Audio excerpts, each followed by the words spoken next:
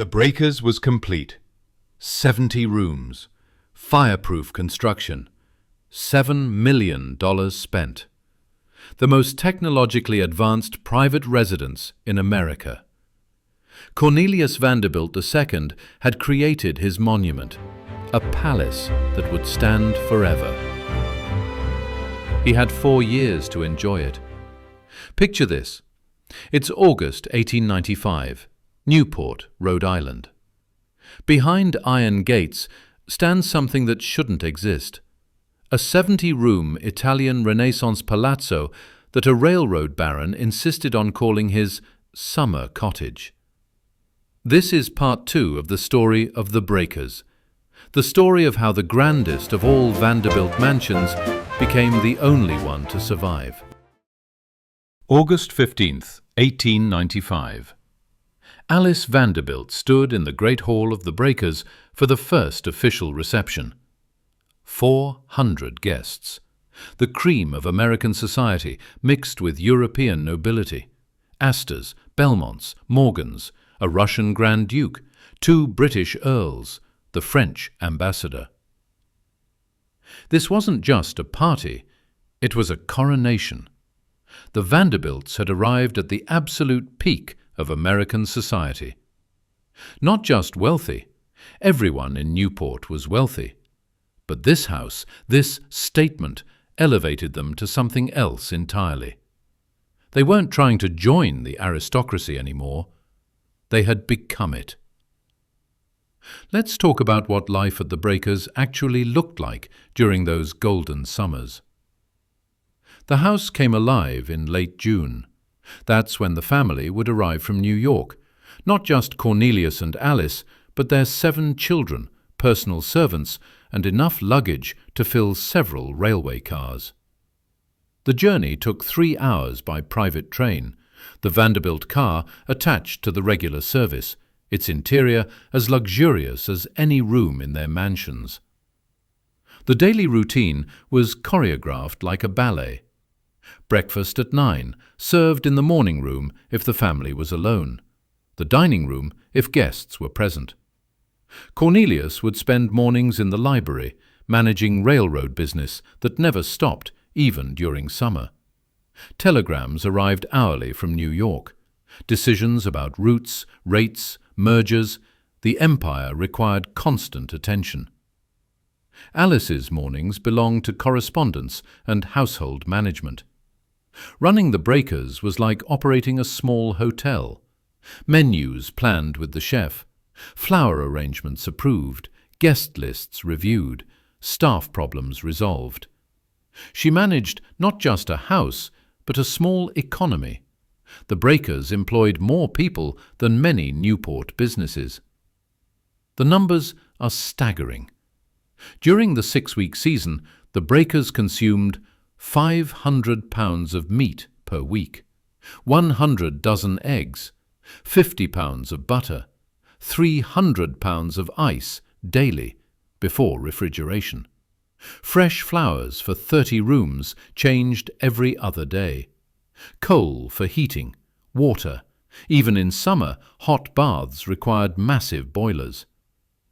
Afternoons brought the social obligations, calling on other cottages, receiving callers in return. The elaborate ritual of leaving cards, specific rules about which corner to fold, what it meant if you left 1 card versus 2. These weren't casual visits, they were diplomatic missions, each one carrying weight in the complex hierarchy of Newport society. But here's what made the Breakers different from other Newport cottages. The ocean. The estate sat directly on the cliffs. From the rear loggia, you could hear waves crashing against rocks 40 feet below. That sound, that constant rhythm of water against stone, gave the house its name, the Breakers, where the ocean broke against America. The family took their tea on the loggia, protected from wind but open to the salt air.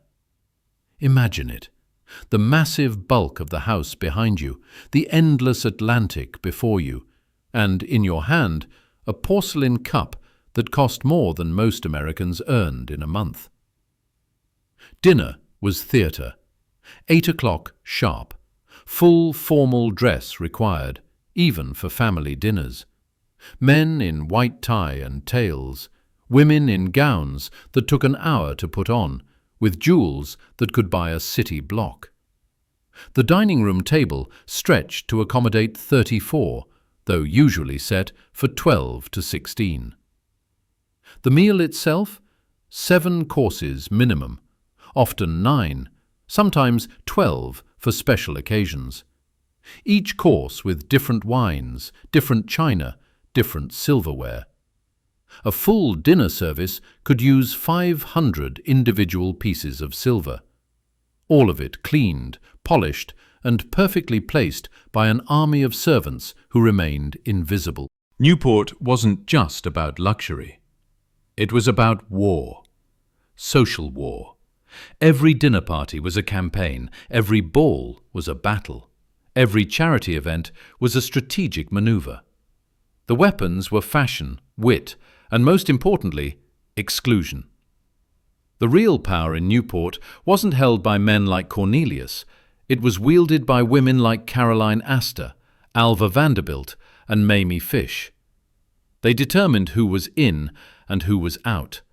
They could destroy a reputation with a snub, elevate a nobody with an invitation.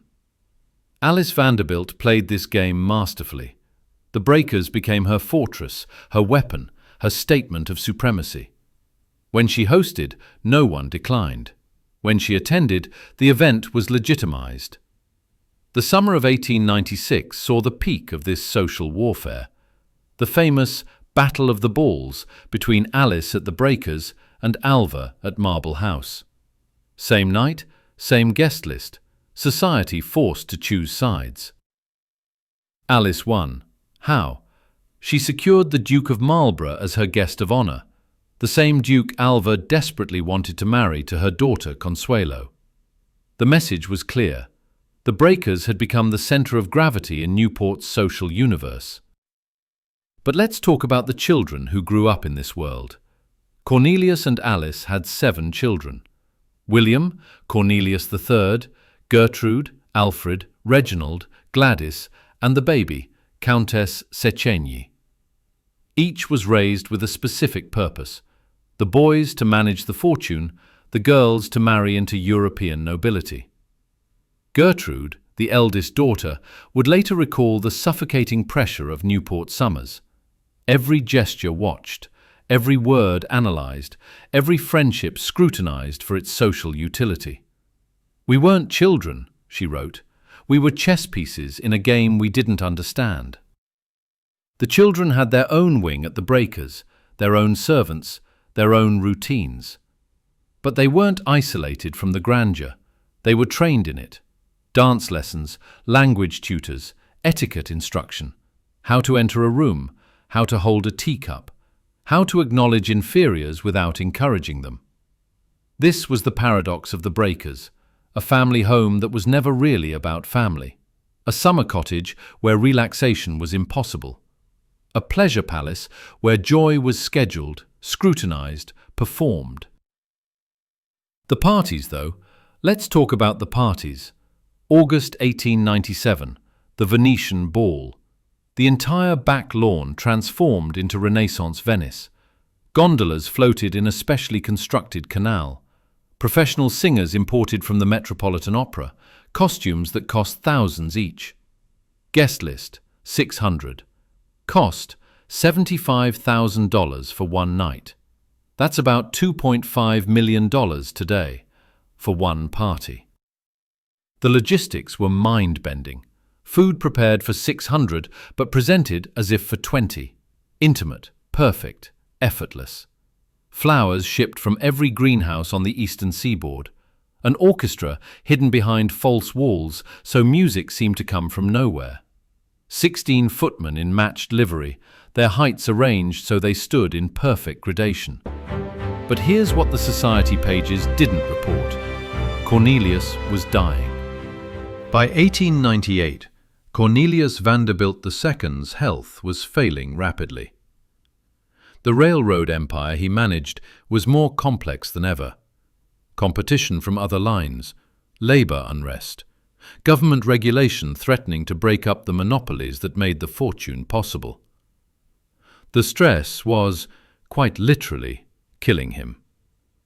He suffered from what doctors called cerebral congestion, likely hypertension leading to small strokes. The symptoms were devastating: blinding headaches, confusion, weakness on his left side. Some days he couldn't leave his bedroom, conducting business from bed while Alice made excuses to guests. The irony was sharp. Here was a man who owned the transportation network of the eastern United States, but could barely walk from his bedroom to his library, who built a 70-room palace but spent most of his time in just one room, who commanded thousands of employees but couldn't command his own body to function. September 12, 1899. Cornelius was in his study at the breakers when the final stroke hit. He was reviewing plans for railroad expansion into the Midwest, still working, still building, still unable to stop. The attack was massive. He collapsed at his desk, papers scattering across the floor. Alice found him. She would later tell her children that his last coherent words were about the railroad. Even dying, he couldn't let go of the empire. He lingered for 12 hours. The family gathered. Doctors were summoned from New York and Boston, but there was nothing to be done. At 5:30 a.m. on September 12, 1899, Cornelius Vanderbilt II died at the breakers. He was 55 years old. The funeral was held in New York, but his death at the breakers marked the house forever.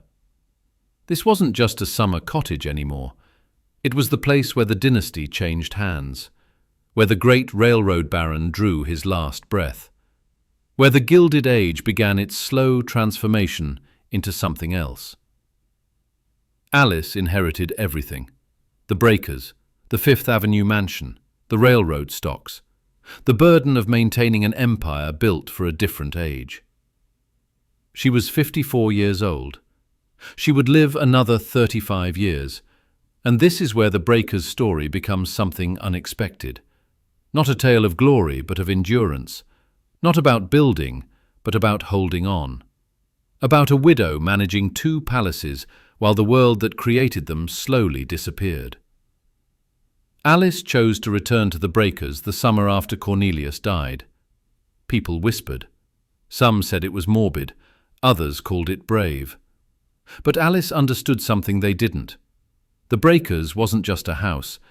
It was a statement that needed to be maintained.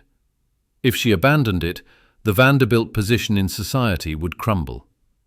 So she returned, summer after summer, hosting parties in rooms where her husband had collapsed, sleeping in a bedroom that overlooked the spot where they'd once planned their future, managing an estate that cost $200,000 a year to maintain, about $6 million in today's money, just for a 6-week season. The children began to drift away. William, the eldest, had his own fortune to manage. Gertrude married Harry Payne Whitney and escaped to her own world of art and philanthropy. Alfred died on the Lusitania in 1915. Reginald gambled away his inheritance and died young. By 1920, Alice was hosting parties for people she barely knew. The guest lists still glittered with famous names, but they were new names. Movie stars replacing railroad barons, bootleggers mixing with Boston Brahmins, the Jazz Age crashing into the Gilded Age. But she held on.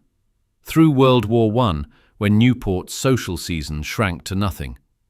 Through the income tax, which took 70% of her investment returns. Through the 1920s, when her New York mansion became too expensive and had to be demolished. She held on to the breakers.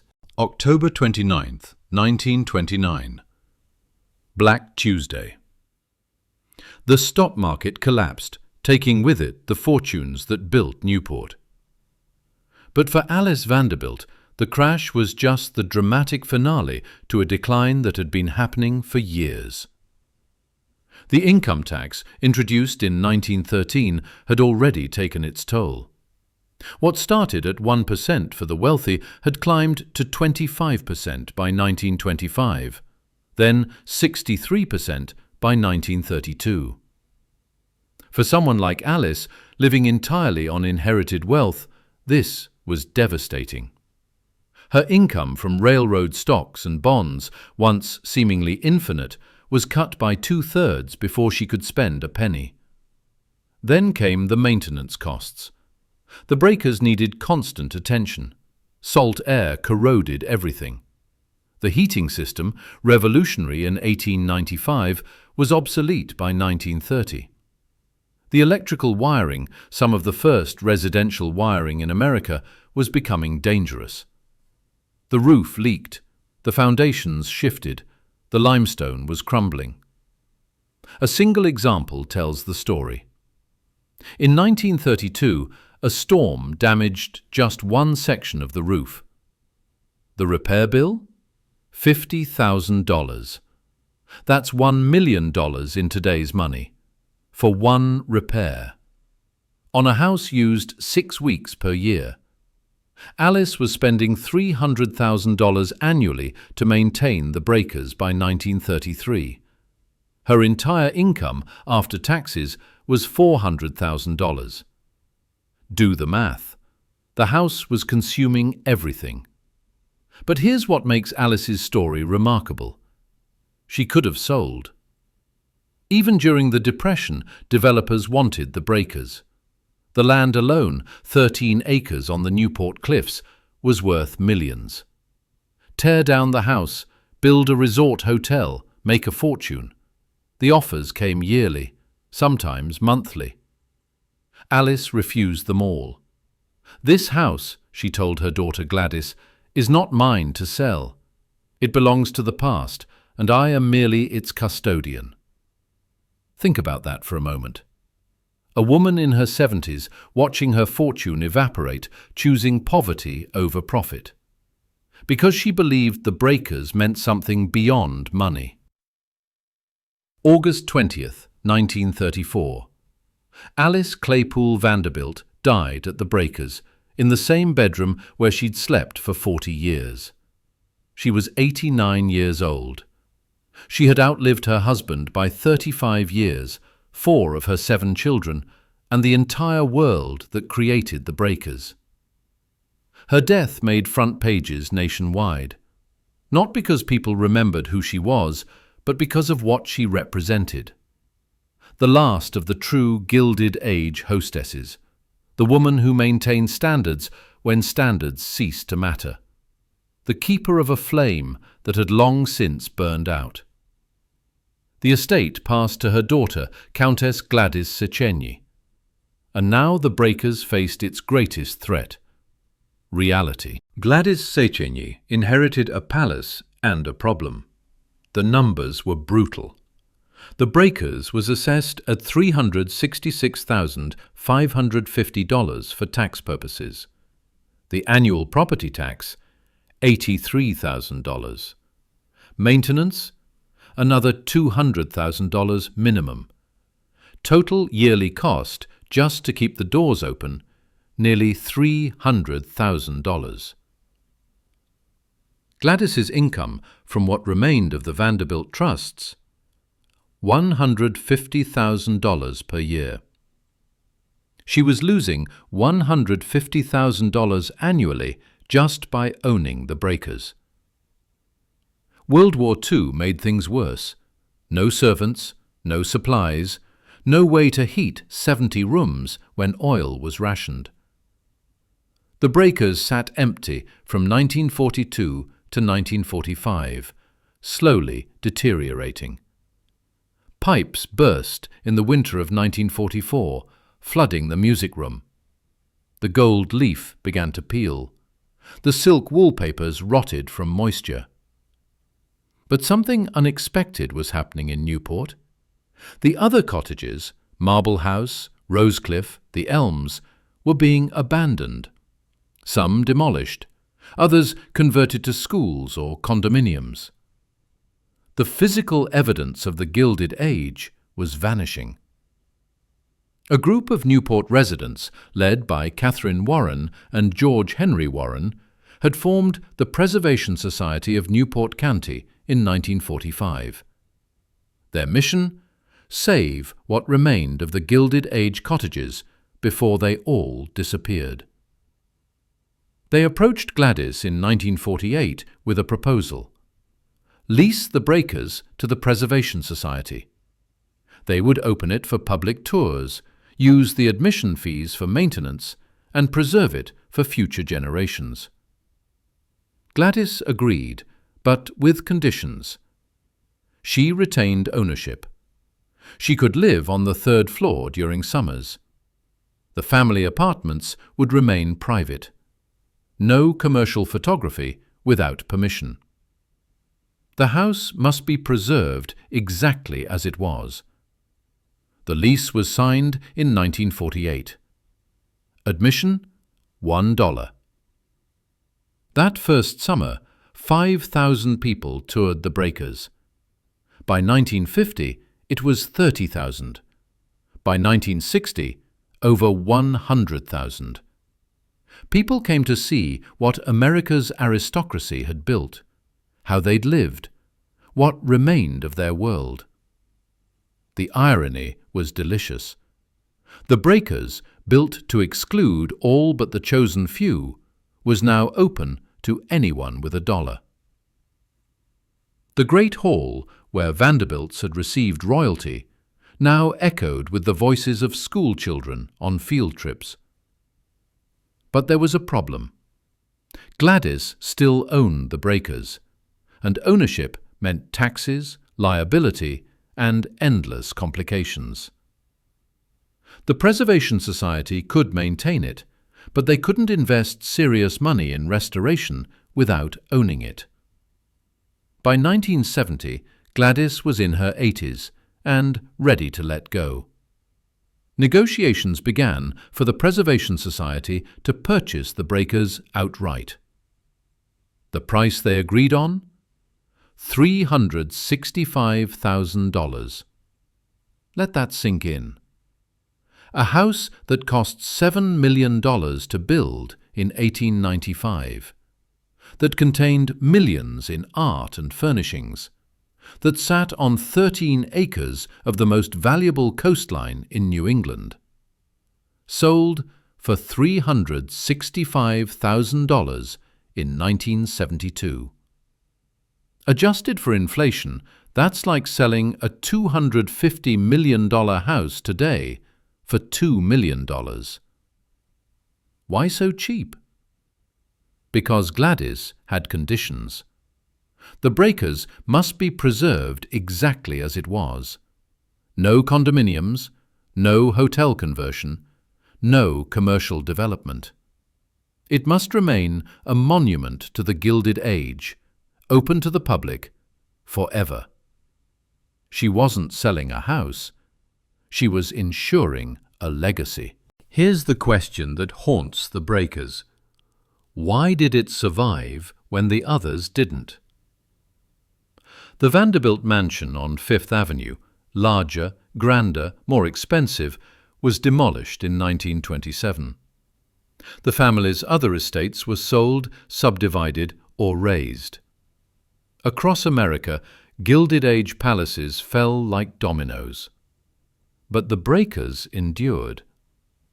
Location was part of it. Newport was a resort, not a commercial center. The land under the breakers was valuable, but not Manhattan valuable. You could make money tearing it down, but not transformative money. Timing mattered too. By the time Alice died in 1934, the worst of the Depression had passed. If she'd died 5 years earlier, the breakers might have been sold for taxes. If she'd lived 5 years longer, World War II might have forced its closure. But the real reason the breakers survived was people like Alice and Gladys. Women who saw themselves not as owners, but as guardians, who chose preservation over profit, who understood that some things matter more than money. Though money, ironically, is what saved it in the end. Today, the Breakers is the most visited mansion in Newport. Over 400,000 people walk through its doors each year. More people see it in a month than ever visited during the entire Vanderbilt era. The statistics tell one story. Ranked #1 Newport attraction on TripAdvisor, generates $5 million annually in ticket sales, employs 40 full-time staff, costs $2 million yearly to maintain. But the real story is what happens when you walk through those gates. You approach the same circular drive that carriages once followed. You enter through the same doors that Astors and Morgans passed through. You stand in the great hall and look up at the same painted sky that Cornelius Vanderbilt II saw on his last morning. Everything is exactly as the Vanderbilts left it. The dining room table is set for a dinner that will never happen. The library holds books that Cornelius actually read. You can see his notes in the margins. Alice's bedroom remains arranged as if she might return any moment. This isn't a recreation, it's preservation. The difference matters. At Williamsburg, they rebuilt the past.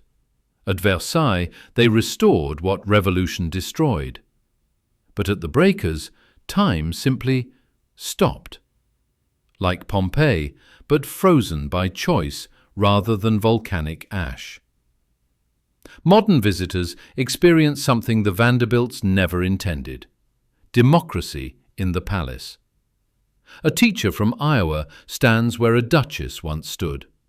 A family from Brazil photographs themselves on the same loggia where Astors took tea.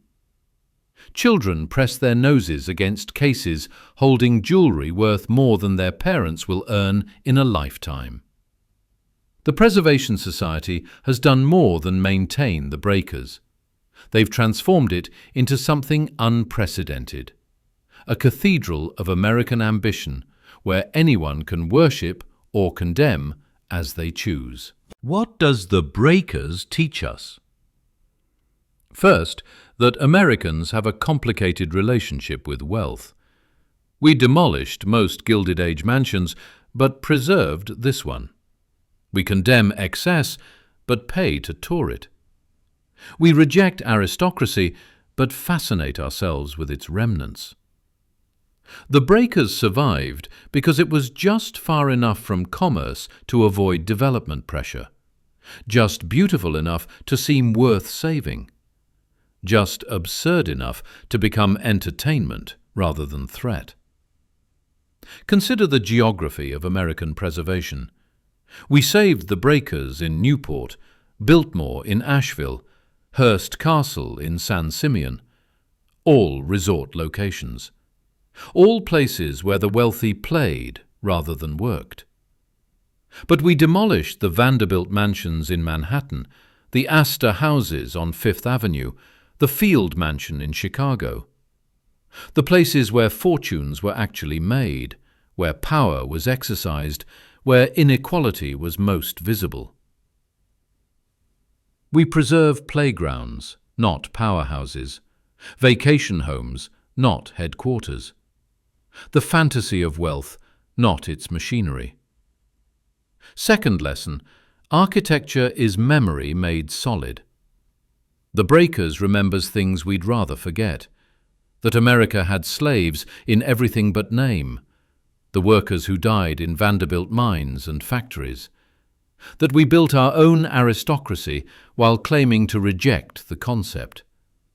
That beautiful things can come from ugly systems. But it also remembers achievements. The ambition that thought a 70-room cottage was reasonable. The craftsmanship that made every surface a work of art. The confidence that American wealth could rival European nobility.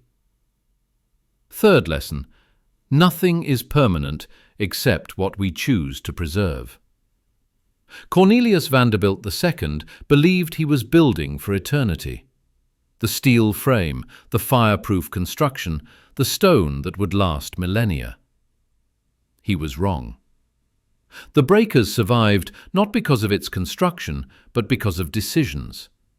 Alice's decision to maintain it, Gladys's decision to preserve it, the Preservation Society's decision to share it. Every generation faces these choices: what to keep, what to demolish, what to transform.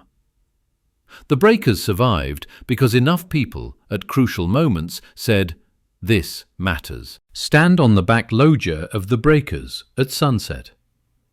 Behind you, 70 rooms of impossible grandeur. Beneath you, the cliff where Cornelius Vanderbilt II built his dream. Before you, the Atlantic Ocean, endless and indifferent. Listen. You hear the same sound that gave this place its name. Waves breaking against the rocks. The rhythm that Alice heard as she hosted her grand parties. That Gladys heard as she signed it away. That 400,000 visitors hear each year as they try to understand what happened here. The ocean doesn't care about the Vanderbilts. It doesn't care about fortunes made or lost, dynasties risen or fallen, palaces built or demolished. It just breaks, again and again, against the immovable cliff.